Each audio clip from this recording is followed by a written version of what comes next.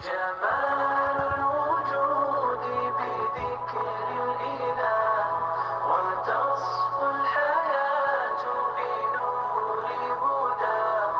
جمال الوجود بذكر الإله وتصفو الحياة بنور هدى.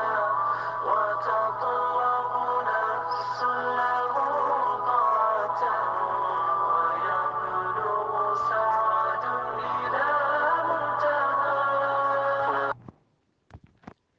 ہمارا تیسرا ٹاپک چل رہا ہے کل نفس ذائقۃ الموت.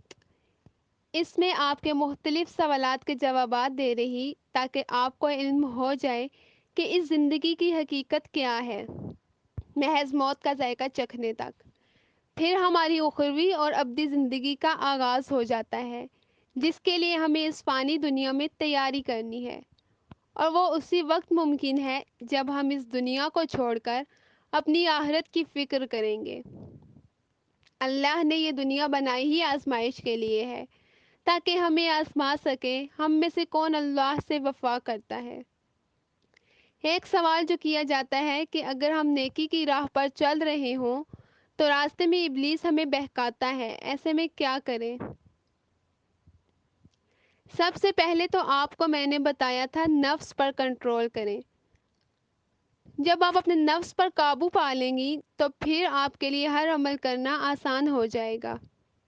ابلیس ہمیں بہکاتا ہے، طرح طرح کے وسوسے ڈالتا ہے تاکہ ہم صراط مستقیم سے ہٹ جائیں اور دوبارہ ذلت اور رسوائیوں کی دلدل میں دھنستے چلے جائیں. تو آپ نے اس کی باتوں میں نہیں آنا. جب بھی آپ کو لگے کہ آپ کا نفس آپ پر حاوی ہونے لگا ہے تو اللہ سے دعا مانگیں.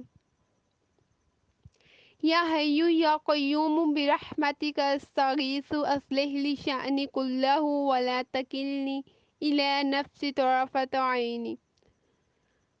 اے زندہ، اے قائم رہنے والے، تیری رحمت کے سبب میں فریاد کرتی ہوں کہ میرے لیے میرے سب کاموں کی اصلاح فرما دے، اور پلک جھپکنے تک کے لیے بھی مجھے میرے نفس کے حوالے نہ کرنا. تو انشاءاللہ رب العالمین آپ کے ہر کام میں آپ کو کافی ہو جائے گا. بے شک نفس برائی پر آمادہ کرتا ہے.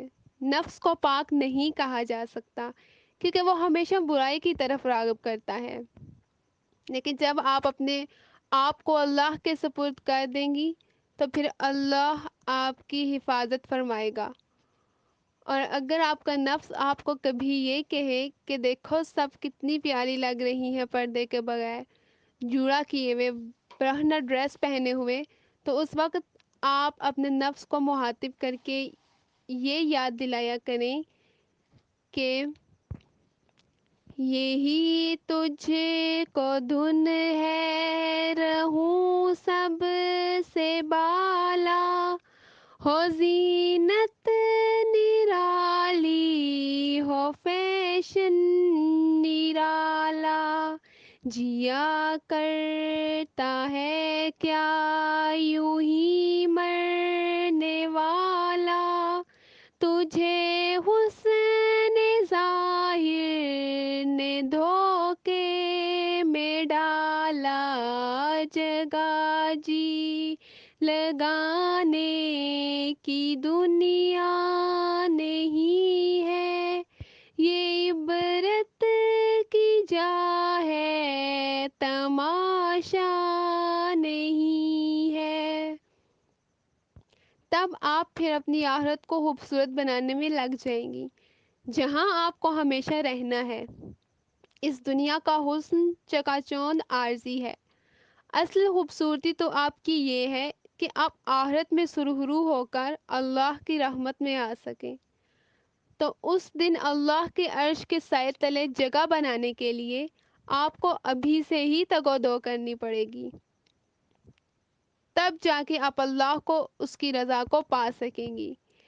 اس دنیا میں آپ اپنے خواہشات کی قربانی دیں گی، تبھی کل کو آپ جنت میں تمام چیزیں بغیر خواہش کیے پا سکیں گی. ایک اور سوال جو کیا جاتا ہے کہ ہمارے خاندان والے ہمیں بات بات پر ٹوکتے ہیں، باتیں سناتے ہیں، پردے پر اس قدر مذاق اڑایا جاتا ہے کہ دل بہت اداس ہو جاتا ہے۔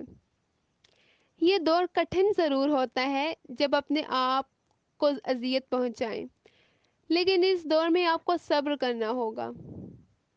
بہت جلد یہی لوگ آپ کی مدد بھی کریں گے انشاءاللہ، کیونکہ ہر صراط مستقیم کے راہی کو یہ سب سہنا پڑتا ہے۔ آپ حضرت یوسف کو ذہن میں لائیں، انہیں کتنی مشکلات کا سامنا کرنا پڑا۔ پھر حضرت موسیٰ علیہ السلام کو تصور کریں، کس قدر صعوبتیں برداشت کرنا پڑیں۔ حضرت ابراہیم علیہ السلام کو یاد کریں، سب سے زیادہ آزمائشیں ان پر آئیں۔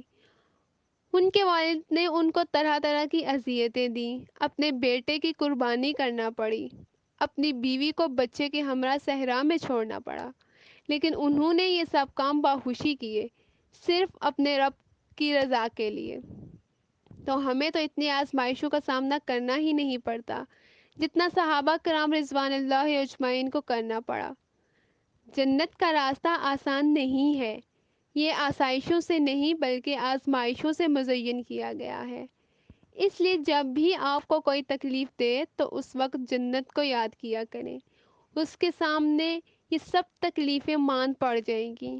اور اگر آپ اپنے خاندان کی پہلی لڑکی ہیں جو پردہ کر رہی ہے تو پھر تو آپ کو اور بھی بہادر بننا ہوگا، کیونکہ آپ کو اللہ نے اس فتنے کے دور میں قال رسول اللہ صلی اللہ علیہ وآلہ وسلم اور قرآن پر عمل کرنے کے لیے چنا ہے۔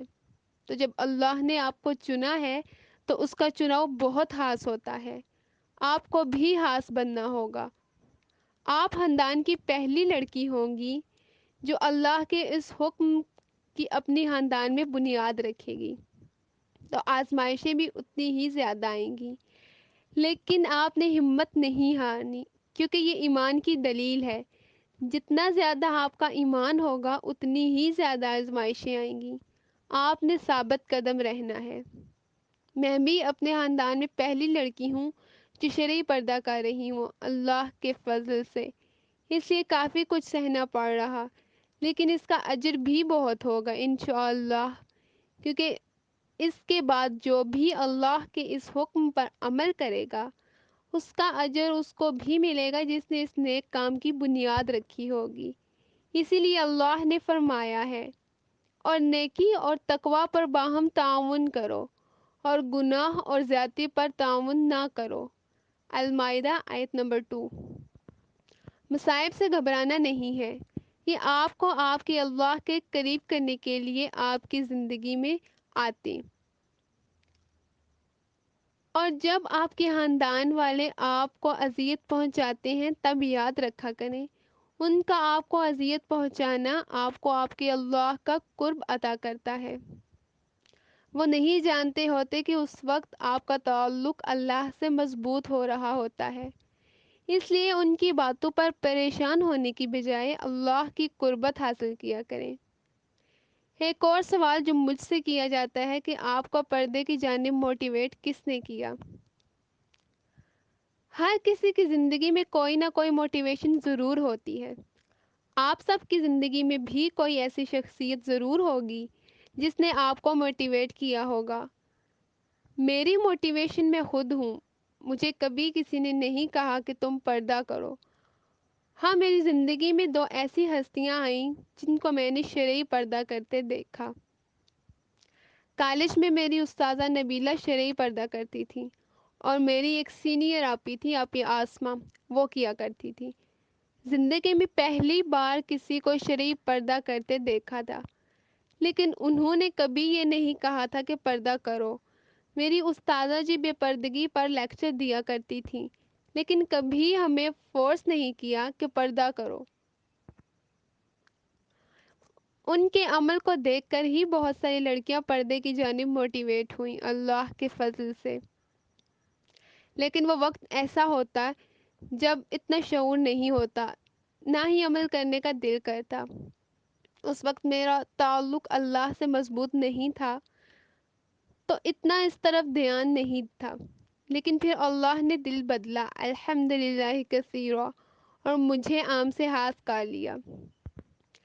میں منیبہ فاطمہ کی پردہ سیریز سنی تھی، لیکن اس وقت کوئی خاص فرق نہیں پڑا۔ کیونکہ کنیکشن اس وقت اسٹرانگ نہیں ہوا تھا۔ پھر ان کی شادی کی تصویر دیکھی تو جیسے سب دعا کرتی کہ اللہ ہمیں بھی شرعی پردے کی توفیق عطا فرمائے، ویسے ہی میں نے بھی دعا کی۔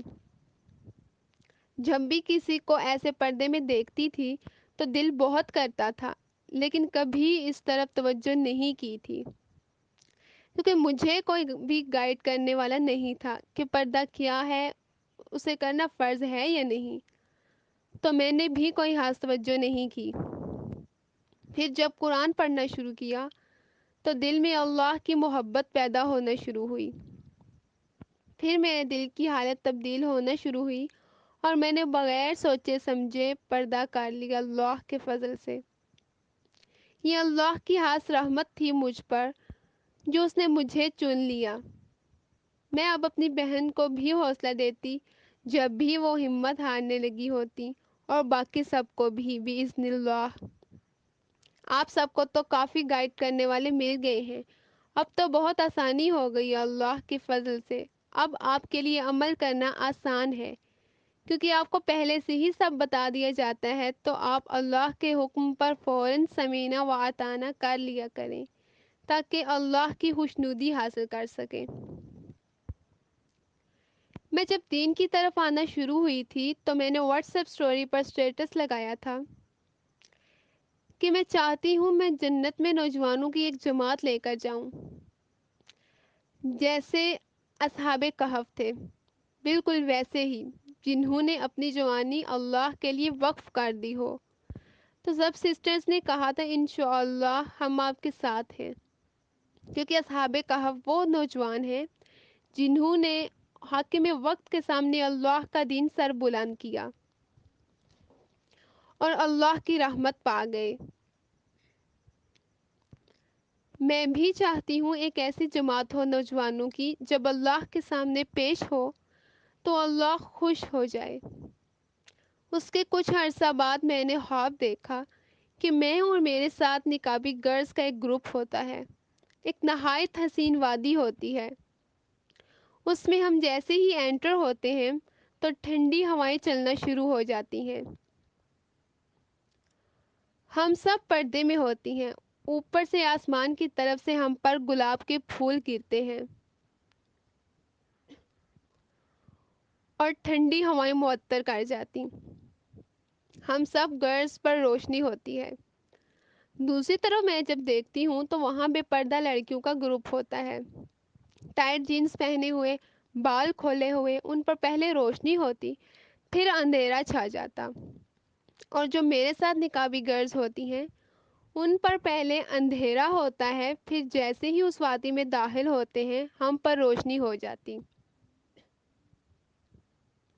اور اب جب میں نے پردہ سیریز سٹارٹ کی ہے تو مجھے خوشی ہو رہی ہے، آپ سب پردے کی جانب موٹیویٹ ہو رہی، ماشاء اللہ۔ اللہ آپ کے لیے آسانیاں پیدا فرمائے، آمین، اللہم ثم آمین۔